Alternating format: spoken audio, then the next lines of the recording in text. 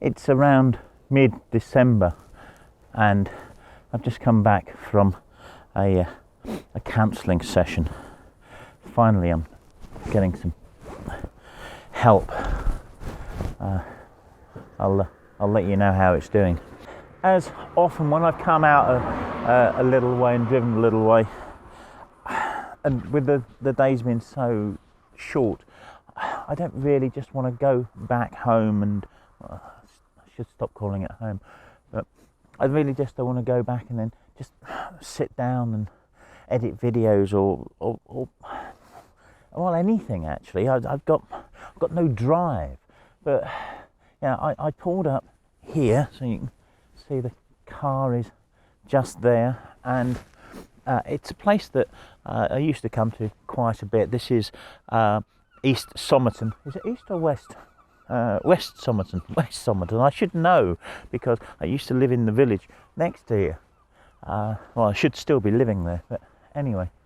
And it's the end of navigation on the Norfolk Broads. So literally, that's the end of the river, and you can see there's a road, and there's loads and loads of shots to be had down here.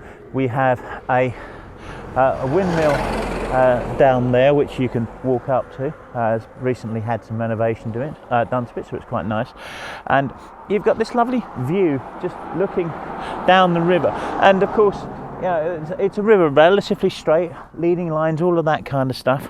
And there's a shot here just looking through this tree in this kind of gap here between this twig and this twig, slightly wide portrait shot, bit of framing from the oak leaves kind of sticking in the top, and as you can see the light it's just flat, but there is a little definition in the sky. It's not just completely dull, it's quite nice, and I got to say I quite like it. It's a shot that could turn into a mono. I don't know. I've shot it with an open mind because obviously the colours are quite subtle. But heck, I'll do some playing about with it, and I hope you like it.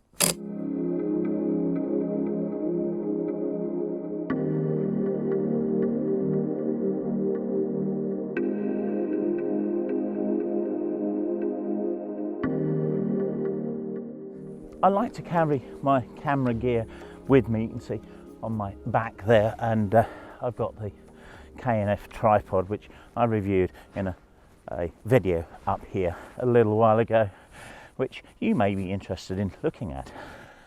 Being prepared for photography is something that really all of us need to be doing. If we want to get better at photographs, carrying a camera with us all the time is never a bad move.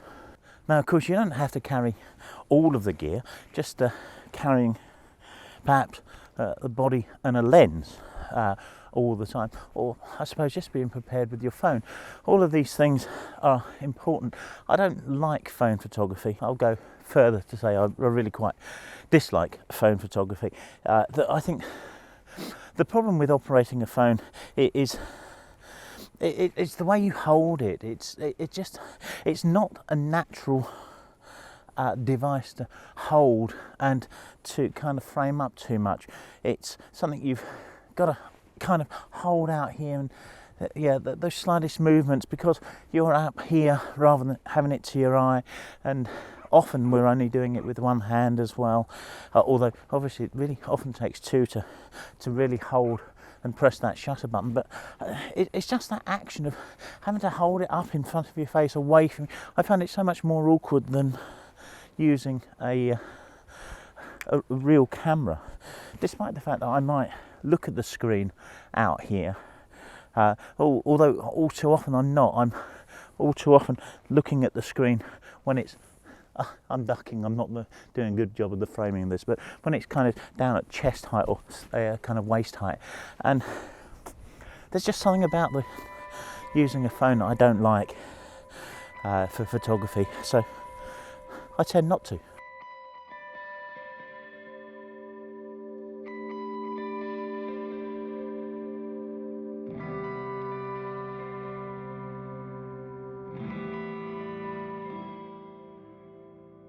Heck, this is a boat that brings back memories. Duet. Way back when, I suppose probably at least 10 years ago now, this sunk on its moorings in Horning, and I got it back up. I pumped it out. Just a little bit of trivia.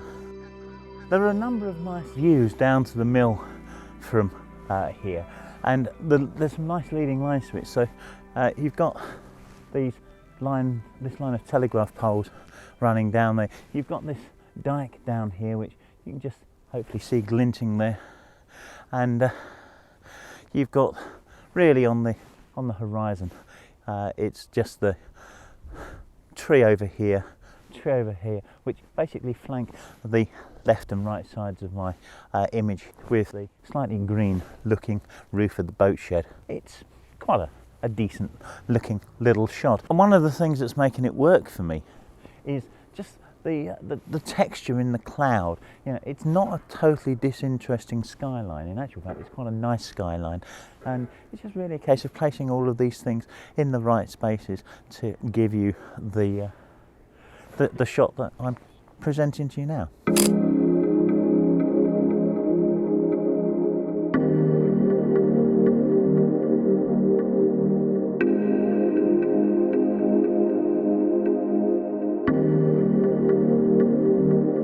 One of the things I like about this time of year, and particularly in this location, are just the colours. They are so subtle. There's nothing garish about them. They're just some nice kind of browns, and probably this camera isn't really picking them up. There's kind of blues and greys and greens, and nothing's yelling at you. Nothing's saying, "Hey, look at me." And there's something nice about that. I like subtleties. Yeah, sometimes I like the stuff that's in your face, but there's something about being quite subtle that it brings peace, and perhaps a bit of mindfulness. I like just the structure of this tree up here is really rather nice, and indeed the other one that was in the shot a minute ago. I'm walking into my tripod. Let's put that over there. Just try and make sure we don't have it fall over. And yeah, so this other tree, I'm not sure where I'm pointing. Yeah, so there we go. Damn! Oh, glasses. Yeah, so the tree beyond this hedge over here, the one these two that framed that last shot. There's just a nice kind of structure to them. There's, I don't know. It just. I'm struggling to find the words. I just feel.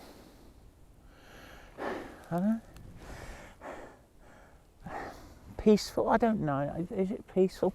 I'm really struggling to get the words, but I look at them and I think they're lovely. Yeah, it's just I'm looking at this here and I'm thinking, is there a shot in that? And I don't know. We've got the reeds kind of just here, tickling the horizon line, if you like.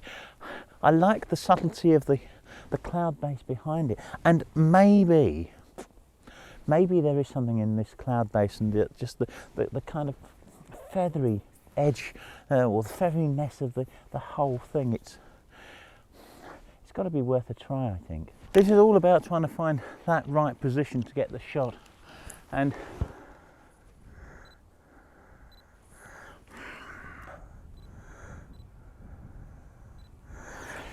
for me, being so close to these is complicating what is supposed to be quite a subtle, easy little scene. I don't know whether the mic's picking that up, but can you hear the geese flying over there?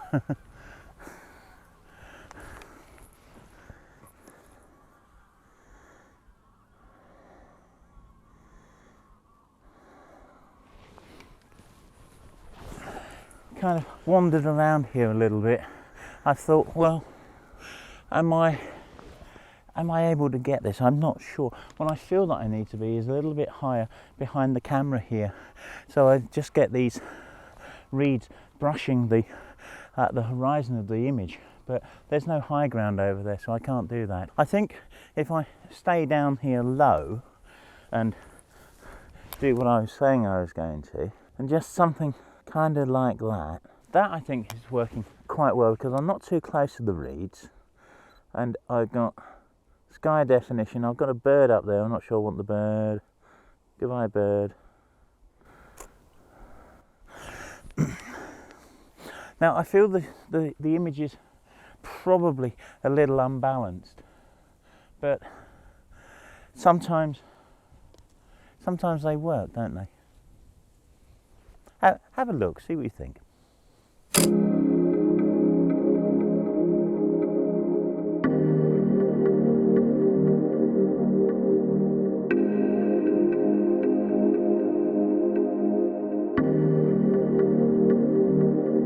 There might also be a shot to be had a little bit further up with the tree and the mill, but at the minute they're too far apart.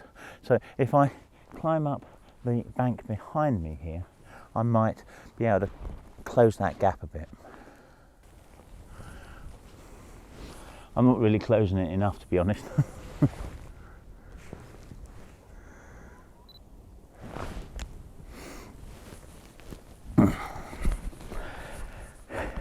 No, I need to be on the other side of the river to really close that gap.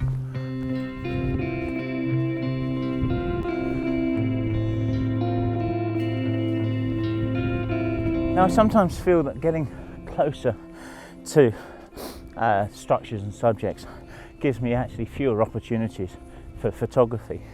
Obviously I get the opportunity of doing some kind of more intimate things, so yeah, perhaps there's a shot of the doorway or something up here. Maybe it'll just be a complete washout. My glasses, I hate my glasses falling down. Nah, that's not going to work either, is it? I feel that there's probably a shot of this little boat shed to be had in a moment. Kind of again being just feathered by these reeds in the foreground. So I've had a quick walk backwards and forwards, kind of past it and such, so I'm not sure whether the wide angle of this camera is going to pick it up, but from a position here, and I may be able to hide it, I've kind of got a nice kind of composition. I do kind of like it, but if you can see the house in the distance, there's a white roofline, a caravan or something, and what do we know about things like that that kind of just stick out of dark areas? Yeah, they grab the eye.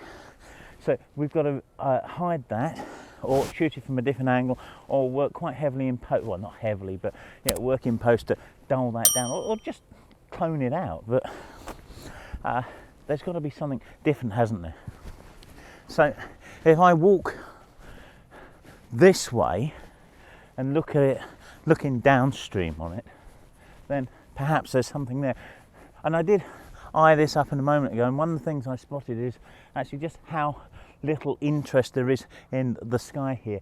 It's just a little bit more dull, so I suppose I could wait for that and maybe frame something up and just wait for the clouds to move a little, but they're just that little bit more defined up there.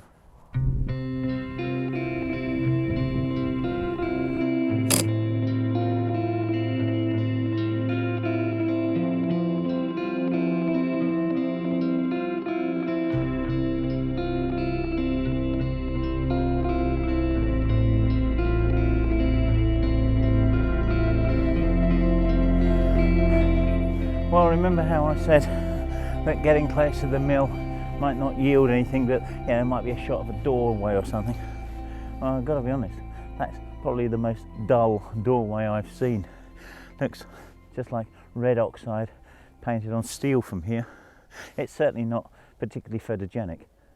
Well, I was right, it is just a metal door painted in red oxide paint, but it does give me an idea.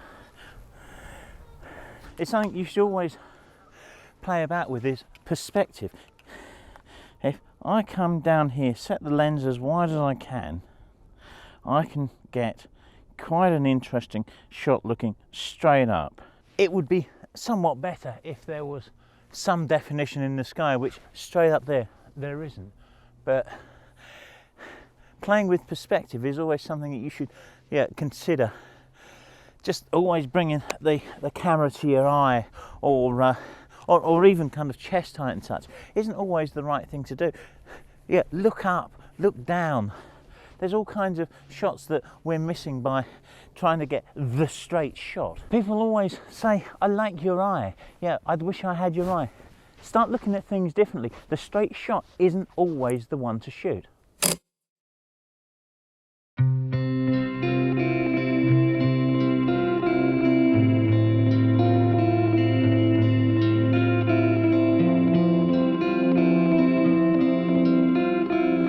I tend to call myself a landscape photographer, but of course I do shoot other things as well.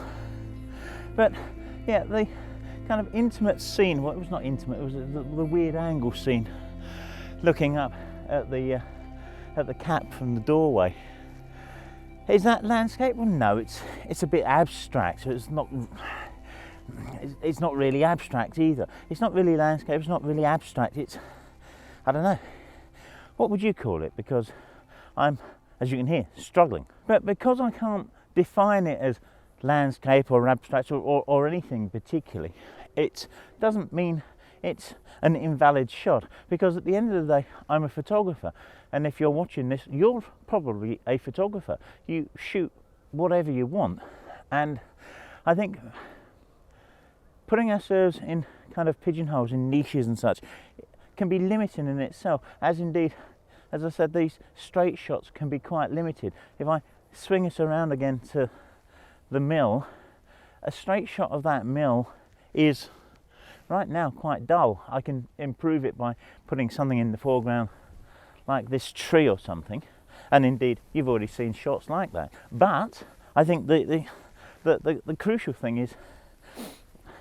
don't limit yourself in what you're shooting. Yeah, if you get close to something and find that it looks perhaps a little dull, get creative with those angles, because yeah, whilst it's not the greatest shot ever, I know it isn't. I have done similar shots before of other mills, kind of looking straight up them, and if they've got sails as well, it really works quite interestingly for that. So yeah, just get creative with those angles and perspectives. Now I think that some of these images are going to be ending up as monochrome, maybe black and white, or maybe with some kind of colour tinge to them, and I think that's largely because there's not a great deal of colour here. There's texture, and we can really bring those textures out in mono. Obviously at this stage I don't know, because I'm talking to you long before I get the shots even off the card, let alone into Lightroom or any other post-production system. But for me, it's this sky that is kind of calling out for some kind of interesting post-production. And